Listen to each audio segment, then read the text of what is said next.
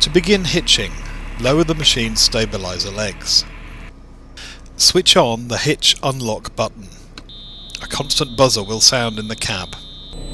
Slew the arm away and the buzzer will change to a two-tone sound when the arm is in the correct position for hitching. If the hitch is closed, it should be opened by pressing the buttons on the back of the joystick simultaneously and crowding the hitch fully. The buzzer will return to a single tone. Pick up the attachment and crowd the hitch to seat the rear pin in the hitch.